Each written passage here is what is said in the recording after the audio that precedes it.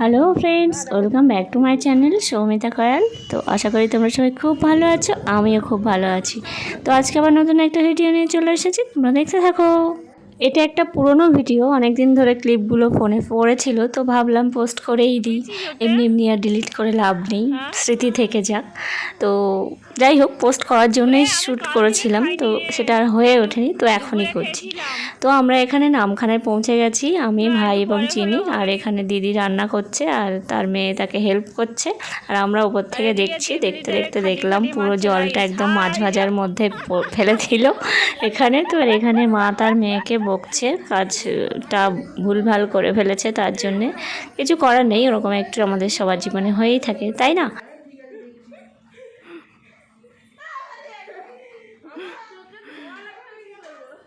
হ্যাঁ চলো।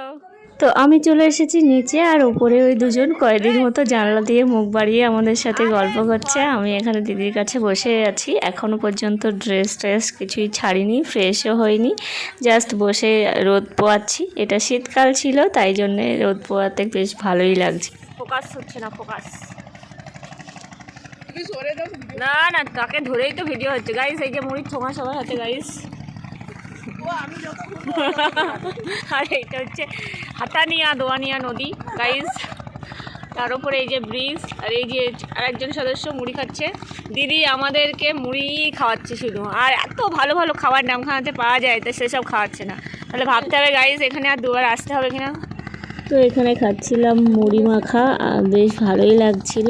আর আমাদের একটু আড্ডাও চলছিল সেই সাথে, আর তার সাথে এই রাতের দৃশ্য দেখতে দেখতে খুব ভালো লাগছিল গাইজ। ওগুলোকে ট্রলার বলে, কিন্তু ট্রলারগুলোর লাইট দেখা যাচ্ছে। দুপুরে খাওয়া দাওয়ার পরে আমরা একটু বিশ্রাম নিচ্ছিলাম, তারপরে আমরা সন্ধ্যাবেলা বেরিয়ে পড়েছিলাম একটু ওদের নদীর ধারে বেড়াতে। ওদের বাড়ির কাছেই নদী, আর এরকম ব্রিজের সৌন্দর্য দেখা যায়, তো তার জন্য একটু ঘোরাও হলো, মনও ভালো হলো।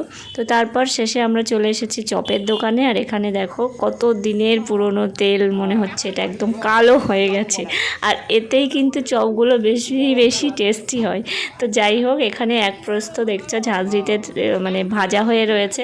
এটা কিন্তু আবারও একবার দেওয়ার পরেই ওই ঝুড়ির লাল লাল চপগুলো হয়। তো আমরা চপ নিলাম না, আমরা পাঁপড় নিলাম। আমি প্রথমে খাবো না বলেছিলাম, তাই জন্যে ওরা ওদের জন্য নিয়ে এসেছিলো। তো তার থেকে আমি আমার ভাগ বসিয়েছি। আর এখানে দেখো কি মোটা সোয়েটার পরেছিলাম, এবারে কিন্তু ঠান্ডাটা বেশ ভালোই পড়েছিল। আমার এই সোয়েটারটা কোনোবার বের করতে হয় না, কিন্তু এবারে বের করতে হয়েছে। আমি খুব খুশি হয়েছি তার জন্যে, কারণ আমি সোয়েটারটা পরতে পেরেছি। তো রাতের খাওয়া দাওয়া শেষে এখন আমরা আড্ডা দিতে বসেছি। আড্ডাটা অনেকক্ষণ চলেছিল, তো এটা আমি 1টার সময় ভিডিওটা শ্যুট করেছি, রাত 1টায়। আমি এই মেমোরিটা তো রেখে দেবো, ভুলতেই পারবো না, কারণ এরকম আমার লাইফে কোনো দিন হয়নি যে রাত জেগে আমরা সবাই আড্ডা মারছি। তো এটা 2-2-2:30 অবধি চলেছিল। এখানে আমার হাই উঠছে, তবুও আমরা ঘুমাতে যাচ্ছি না। তো দারুণ আর কি আড্ডা চলেছিল।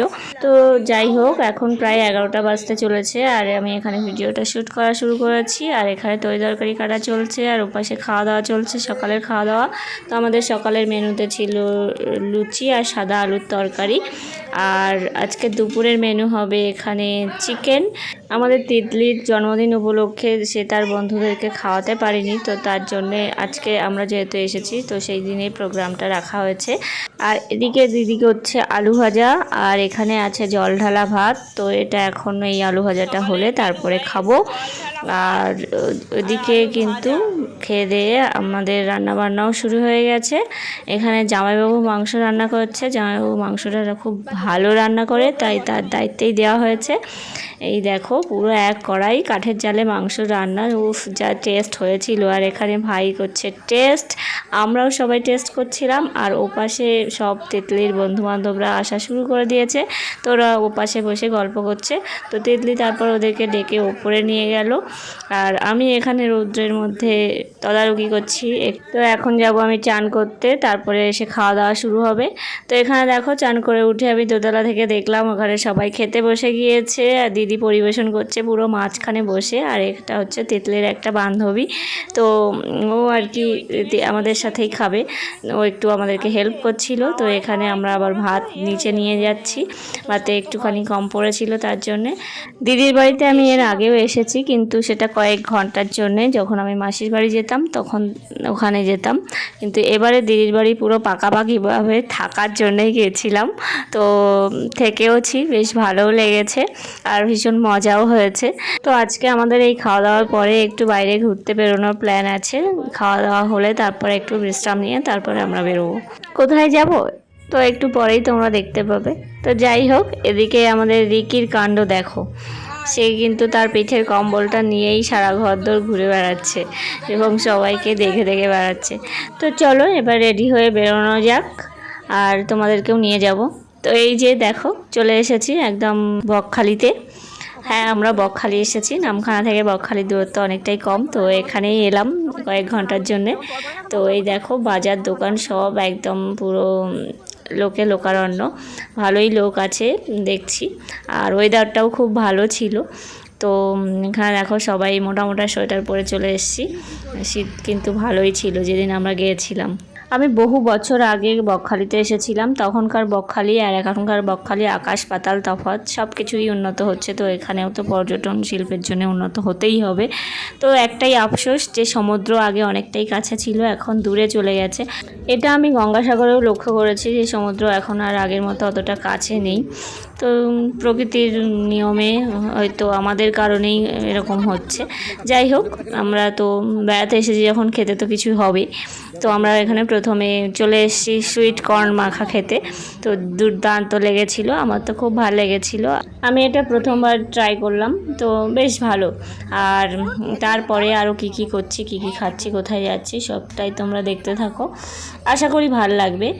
আমি তারপরে চলে এসেছিলাম আমরা পাপড়ি চাটের দোকানে। এখানে অনেক পাপড়ি চাটের দোকান, তো আমরা বুঝে উঠতে পারছিলাম না যে কোনটা বেস্ট। তারপরে গিয়ে দেখলাম এটাতে লোকজনের ভিড় আছে, তো এখানে চলে এসেছিলাম।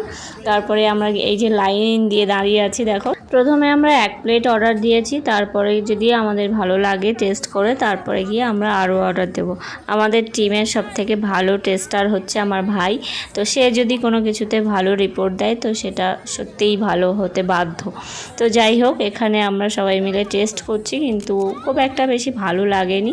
তো চলো এবার অন্যদিকে যাওয়া যাক। তো এবার দেখো দোকানপাট পেরিয়ে আমরা চলে যাচ্ছি সামনের দিকে, যেদিকে সমুদ্র আছে। আমি শুধু খুঁজছিলাম সমুদ্রের জল কোথায় গেলে পাওয়া যাবে, তো দেখলাম না এখন ভাটার সময়, সেই জন্য সমুদ্র অনেকটাই দূরে আরও চলে গেছে। তো বিশেষ কিছু দেখতে পাইনি, আর যেহেতু অন্ধকার তাই জন্য ওদিকে যেতে বারণও করলো সবাই। তো আবারও চলে এসেছি আরও একটা খাওয়ার দোকানে। এই খাবারটাও আমি দেখেছি অন্য জায়গায়, আর এটাও আমি প্রথমবার ট্রাই করব। এটা আলু ফ্রাই। তো দেখতে কিন্তু বেশ মজাদার লাগছে, খেতেও নিশ্চয়ই খুব ভালো লাগবে। এখানে প্রথমে একটা কোট করলো, তারপরে ব্রেড ক্রাম্বস লাগালো, আর ওপাশে কিন্তু আরও একটা জিনিস ভাজা হচ্ছে, সেটা হচ্ছে বড় বড় পেঁয়াজ কুচি করে ওরকম মশলা মাখিয়ে ভাজা হচ্ছে। ওটাও নাকি খেতে অনেকটাই ভালো হয়। তো এই যে প্লেটে ওই যেটা ওখানে সার্ভ করার জন্য রেডি হচ্ছে সেটা কিন্তু পেঁয়াজ। তো পেঁয়াজটা কুচি করে ডিজাইন করে যে অতটা বড় হতে পারে ভাবাই যায় না। বড় বড় পেঁয়াজগুলো দিয়ে এরকম সুন্দর করে আর কি ডিজাইন করে ফ্রাই করে।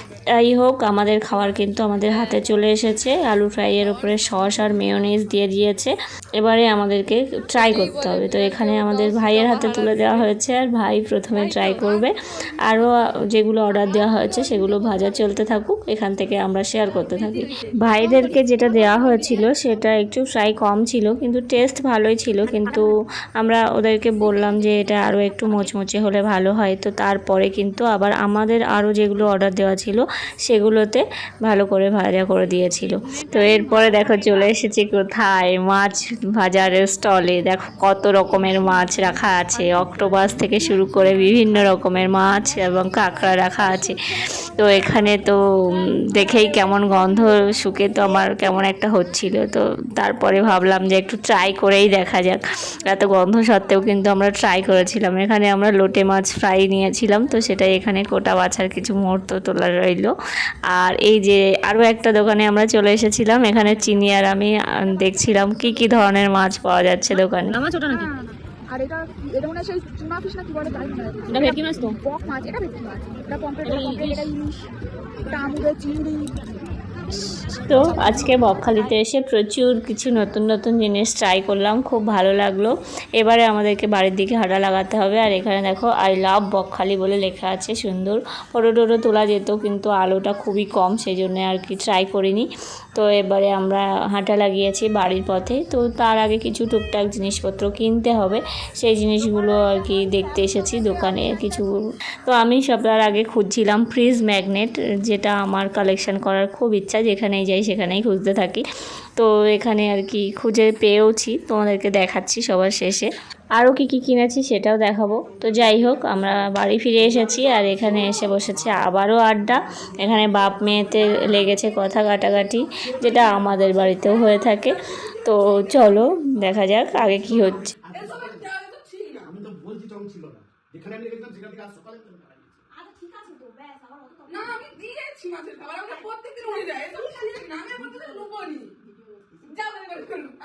তো এখানে কিছুক্ষণ আড্ডা মারার পরে আমরা রাতের খাবার খেয়ে শুয়ে পড়েছিলাম, কারণ আমাদের আর কারোরই এনার্জি ছিল না রাত্রেবেলায় বকবক করার জন্যে। তো এবারে তোমাদেরকে দেখাই আমার জামাইবাবু ঘরের মধ্যে কত রকমের গাছ লাগিয়েছে। আমার জামাইবাবু অ্যাকচুয়ালি গাছ প্রিয় লোক, তো তার ঘর বাড়ি সমস্ত জায়গায় শুধু গাছ আর গাছ। তো এই দুটো ওদের বেডরুম, তো বেডরুমে দেখো কত রকমের গাছ রাখা আছে, তো সেগুলোই আমি একটুখানি ক্যাপচার করেছি। আর এই দিকে দেখো ইনি ঘুরে ঘুরে বেড়াচ্ছেন ঘরের মধ্যে দিয়ে, এনাকে আদর করতে চাইলেও পাচ্ছি না, কারণ এক্ষুনি চাটুবুটু করে দেবেন, যেটা একদমই আমার পছন্দ হয় না। তো দূরে দূরেই আছে। তো চলো তোমাদেরকে নিয়ে চলে এসেছি জামাইবাবুর বাড়ির ছাদে। তো এখানে দেখো কত পুঁই বিটুলি হয়েছে পুঁই শাক গাছে, একদম ভরে গেছে। তো মানে ছাদের বাগানে এরকম পুঁই বিটুলি দেখা যায় না। যাই হোক, আর এই দেখো দূর থেকে আমি দেখাচ্ছি ওই যে ব্রিজটা সামনে আছে এই দিকটাতে, আর একটা বড় পুকুরও কিন্তু আছে। ওই দেখো ব্রিজ দিয়ে বাস যাচ্ছে, আমরা কিন্তু ওই বাসটা যেখানে থেমেছিল সেখান দিয়েই কিন্তু নেমে তারপরে দিদিদের বাড়িতে এসেছি। আর এদিকটাতে হলো যে দিকটাতে রান্না করা হচ্ছিল সেই দিকটা দিদির জায়েদের বাড়িঘর। আর দেখো দূর দূর কিন্তু সবুজে সবুজ দেখা যাচ্ছে, তো দারুণ লাগছে এত উঁচু থেকে দেখতে। এবারে দিদির বাড়িতে যাওয়া হয়েছিল কম দিনের প্ল্যান নিয়ে, তো আজকে হলো তার শেষ দিন। আর আজকে আমি খাওয়া দাওয়া করার আগে ওদের ছাদে উঠে গেছি চিলেকোঠার একদম উপরে, তো সেখান থেকে এই ভিউগুলো তোমাদেরকে দেখাচ্ছি। তো এখানে আমার বদনখানাও একটুখানি দেখিয়ে দিলাম তোমাদেরকে। যাই হোক, এবারে আমাকে নিচে নামতে হবে, কারণ খাওয়ার সময় হয়ে গেছে। এই যে দেখো চিলেকোঠাতে ওঠার জন্য এই লোহার সিঁড়িটা করা আছে। আর নিচে দেখো কত রকমের গাছ। জামাইবাবু ব্যবসা এবং স্কুল সামলেও এত সময় দেয় গাছগুলোর পেছনে, তো সেই জন্যে এরকমই আছে গাছগুলো। আরও যদি একটু সময় পেত তো আরও হয়তো অনেক ভালো পরিচর্যা করতে পারতো। যাই হোক, এখানে ড্রাগন ফ্রুট গাছ দেখলে, আর এখানে একটা লেবু ধরে আছে লেবু গাছে, আরও অন্যান্য কিন্তু গাছ এখানে আছে, প্রচুর গাছ। তো চলো আর এই দিকটাতে তোমাদেরকে একটু নিয়ে যাই। দেখো সেই নিচ দিয়ে পুঁই বিটুলিগুলো তোমাদেরকে একটু দেখাই। এই যে গাছটার গোড়া কিন্তু এইখানটায় বসানো আছে এই চৌবাচ্চাটার মধ্যে, আর তা থেকেই কিন্তু এত বিস্তার করেছে। আমি বুঝে পাই না একটা মানুষ এত কিছু করার পরেও এনার্জি কোথা থেকে পায় গাছগুলো পরিচর্যা করার। তো যাই হোক, যতটা পারে ততটাই করেছে, এবং এখান থেকে কিন্তু ওরা বাড়ির অনেকটাই সবজি আর কি আসে। তো এই যে হলো দিদিদের মন্দির, এপাশে একটা আছে দোবা, আর ওই যে দূরে ব্রিজ, আর ওই যে পুকুরটা দিদিদের বাড়ির সামনেই কিন্তু একদম। তো চলো এবার নিচে নামা যাক। এই যে একদম লোহার সিঁড়িটা, গোল সিঁড়িটা কিন্তু বেয়ে নামতে হয়, এখান দিয়ে ওঠা যতটা না সহজ, নামা কিন্তু অনেকটাই কঠিন। তারপরে আমি চলে এসেছিলাম 3তলার ছাদে, এখানে আরও অনেক গাছ আছে, সবগুলোকেই আমি ক্যাপচার করেছি। তো ক্যাকটাস গাছও তোমাদের সাথে দেখিয়ে দিলাম, তো দেখতে থাকো তোমরা কত রকমের গাছ আছে। তো সমস্ত ভিডিও ক্যাপচার করে এবার চলে এসেছি খেতে। আর এখানে দিদি ফ্রিজে যা যা আমাদের জন্য তুলে রেখেছিল সমস্তটাই আজকে রান্না করেছে। তো সবটা খেয়েই আজকে আমাদেরকে বাড়ি পাঠাবে।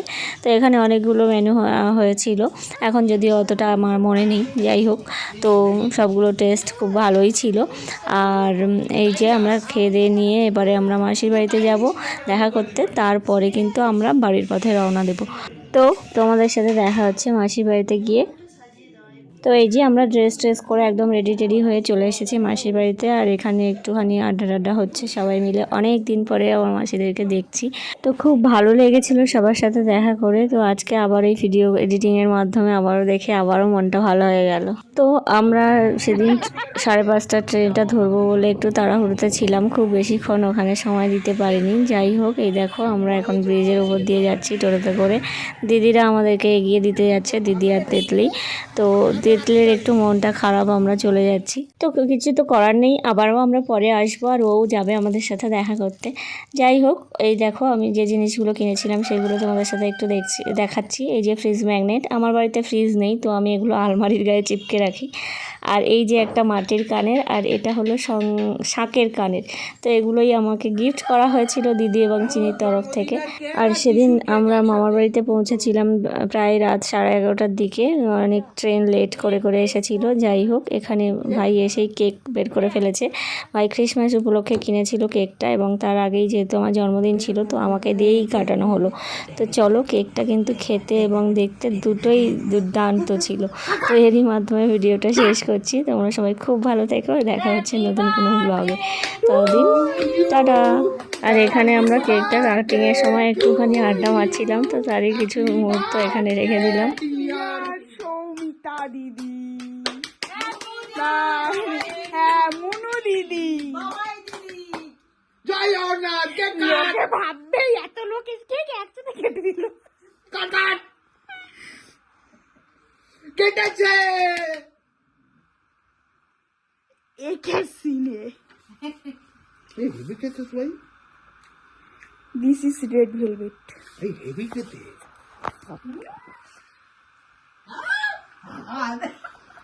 দেখ তোরে কেটে খাই। হ্যাঁ মামির একটু দেই, মামি খাবে তো অল্প করে খাই না। তো মামি খাও খাই। হ্যাঁ কাট খাচ্ছি। গ্রাম